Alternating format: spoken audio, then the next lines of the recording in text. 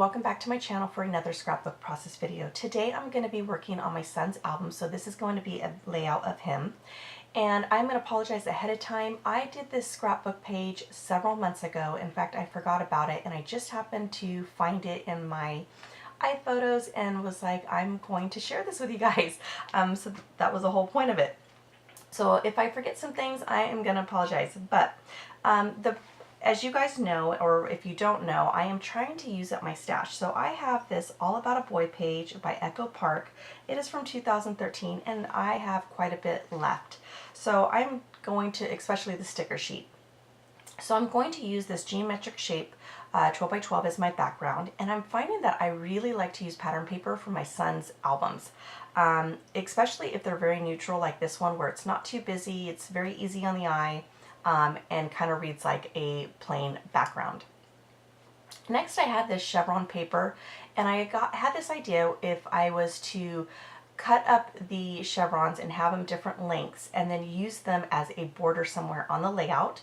I was going to use a big chunk of it like you saw earlier as in the background, but it was way too busy on the eye. Now this is the funny part. I tried to do this voiceover just a few minutes ago. Now like I said, this has been a while that I did this layout, at least almost 2 months. And I was like, what did I have the eyelids, the brads for? And then I was like, ooh, I have this idea because there's this sticker and I thought that's going to look like a wheel, and you'll see that here in a little bit. And I thought, while I'm looking at my layout going, that would be like the perfect spot. And then I remember it's still in my dish, so I never put it away. I kind of forgot all about it.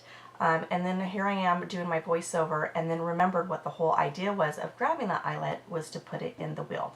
Anyways, it'll all make sense in a few minutes. So here I am just cutting up different pattern papers from that collection, I believe. And if it's not, then it could be from another boy's collection. And I'm going to just layer that up so there's different layers. I also used my Tim Holtz die. It is a tag die set that I use with my Big Shot. And you know what, I have to say, I love that die set because I get several different sizes and I can make my own dies with my own pattern paper, and I know that they'll always work with whatever layout that I'm working on. So if you haven't stopped or checked that out, be sure to, because like I said, that die set by Tim Holtz is awesome. Next I'm just adding some twine to that just to complete the tag. Now one thing I do realize that I probably didn't realize at the time, I never used the enforcer, because with that tag die set you do get the enforcer as well. So I don't have a ring going around the tag, but that's okay. I'm not too worried about it. I believe I'm also going to staple, I'm going to staple this down. Now the little background story, this is my son and his friends, and they went on a field trip where they study the animals. They actually get like a behind the scenes, and then they have to write about it. So this was in the very beginning of the year, and this is when things were going really well for him. Yeah, I just really wanted to scrapbook this because it was a good time for him.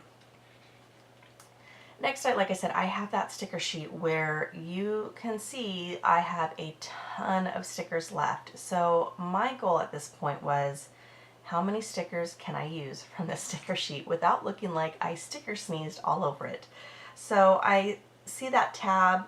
There's a couple things that you see kind of on wax paper where they kind of look like signs. They had different things. One said "So Fun," another one said "Best Buddies," and the other one said "Boys Ahead," which I really wanted to use that "Boys Ahead," but I could not make it work.